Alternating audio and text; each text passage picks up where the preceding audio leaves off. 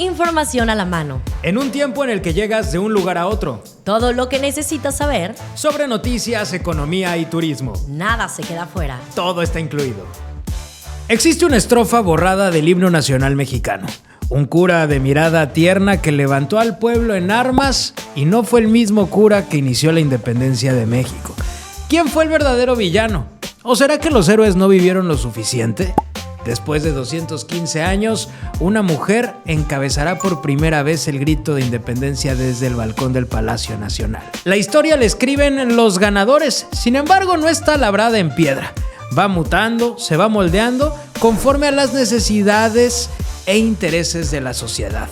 Bienvenidos a este episodio de Todo Incluido Podcast, un episodio especial en el que hablaremos de la independencia de México y todos los matices que hay detrás de su historia. Yo soy Jorge Bertelli, comenzamos. Si eres mexicano, sabrás de lo que te hablo, y si no, pues te lo explicamos. Todos en esta nación participamos por lo menos una vez en la típica puesta en escena del Grito de Dolores. Nos disfrazamos de Miguel Hidalgo y Costilla, de José María Morelos y Pavón. Siempre estaba la compañera con gel relamida para interpretar a Josefa Ortiz de Domínguez. Y también siempre estaba el despistado que llegaba de revolucionario de Emiliano Zapata. Nos contaron la misma historia una y otra vez. Sin embargo, el Grito de Dolores no fue un grito de independencia. Era un grito de apoyo a la corona española. ¡Viva Fernando VII! Fue una de las arengas de Hidalgo en 1810, 2 años después de que comenzaron los conflictos napoleónicos en España, en la península ibérica, donde Napoleón Bonaparte quiso poner a su hermano José Bonaparte en el trono, quitando a Fernando VII. A diferencia de lo que creemos, la guerra de Miguel Hidalgo y Costilla solamente duró algunos meses. Hay quienes plantean que duró 1 año y otros dicen que solamente fueron 4 meses. Esto se movió prácticamente solo por el Bajío de México, pero para que nos demos una idea, el virreinato de la Nueva España abarcaba desde el sur-sureste de los Estados Unidos, todo México, las islas del Caribe, incluidas Cuba, y abajo en Centroamérica hasta Costa Rica. Durante ese periodo, las tropas de Hidalgo eran señaladas como sanguinarias. Los saqueos y robos fueron la estrategia para irrumpir en las ciudades e ir ganando terreno. Los autores más conservadores plantean que al cura se le fue de las manos la turba, y otros lo señalan como un sujeto que inclusive ordenaba torturas utilizando toros de lidia. A saber. Tras el fin de Hidalgo hizo su aparición José María Morelos y Pavón, también cura, y el primero en hacer de este movimiento insurgente un movimiento de independencia, al ver que en la Nueva España ya no era viable seguir dependiendo de una corona en crisis. Morelos se hizo rápidamente del ejército que Hidalgo había dejado sin cabeza, solo que reformó algunas reglas, prohibió los saqueos, los robos, los incendios y también las violaciones. ¿El resultado? Perdió a una gran cantidad de hombres. Algunos historiadores señalan que fueron hasta 8,000. Morelos salió del Bajío y fue en Chilpancingo donde redactó los sentimientos de la nación. Quizás el texto que le da más forma y cuerpo a lo que hoy es México, pero que en ese entonces solamente era una formalidad de la lucha de independencia.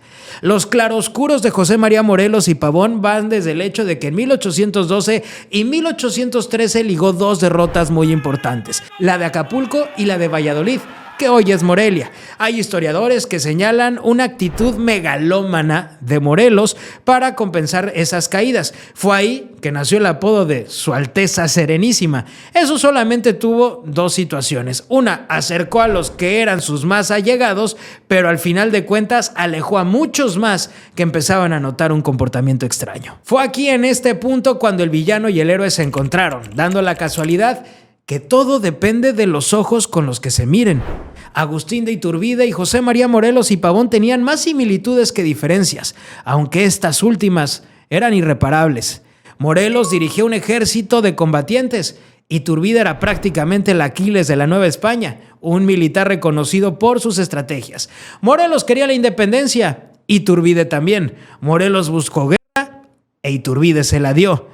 Y este fue el entramado de diferencias en las que el abrazo de Acatempan pudo haber sucedido muchos años antes sin derramar tanta sangre. Pero como en todo en la historia, el hubiera siempre está mal conjugado. Si la lid contra hueste enemiga nos convoca, la trompa guerrera de Iturbide la sacra bandera, mexicanos valientes seguid. Esta fue parte del texto original del himno nacional mexicano borrado de la versión oficial en 1943 con la intención de hacer el himno un símbolo patrio más atemporal. Sin embargo, habla de la importancia de Agustín de Iturbide en el movimiento que hoy llamamos patria. Al igual que Hidalgo, Morelos e Iturbide tuvieron actos que podrían calificar a cualquiera de los tres como héroes, pero también como villanos. En las guerras jamás existe la bondad, son momentos sombríos, tristes, de pérdidas y que mancharon de sangre la historia de nuestro país. Las fábulas adornadas así sirven solamente para no condenar a vivir con un flagelo eterno a la sociedad. Es verle quizás el único lado positivo, algo tan negativo como la guerra.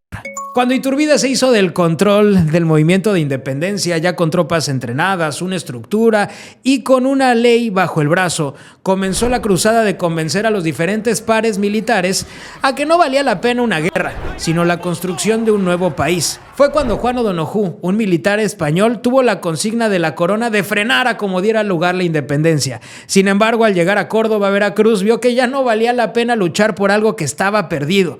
Los militares de la Nueva España ya estaban convencidos por completo que pelear la independencia ya no era una cuestión de guerra, sino una cuestión de acuerdos. Entonces, ¿de dónde rayos nace la historia de la independencia que todos conocemos?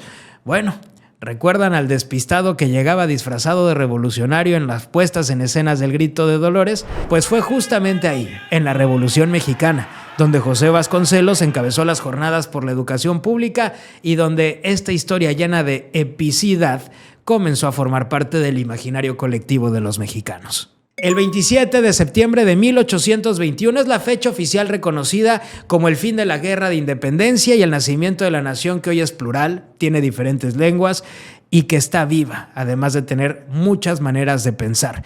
La historia de México se basa en una hispanidad con bondades y defectos. Nos enseñaron por muchos años a quejarnos de la corona española, pero nos enseñaron a quejarnos en español. La verdadera lucha de los pueblos indígenas se dio en la Guerra de Castas, y curiosamente de esta se habla muy poco en la historia de México. Pero ese es tema para otro video. Desde Vicente Guerrero hasta en la actualidad, Claudia Sheinbaum, esta fecha tiene muchos matices. Los vivas cambian, algunos agregan a diferentes personajes, otros los omiten. El protocolo actualmente se transmite como la ceremonia a la bandera más grande que hay en nuestro país y por primera vez en 215 años, una mujer encabezará la fiesta patria desde el balcón del Palacio Nacional.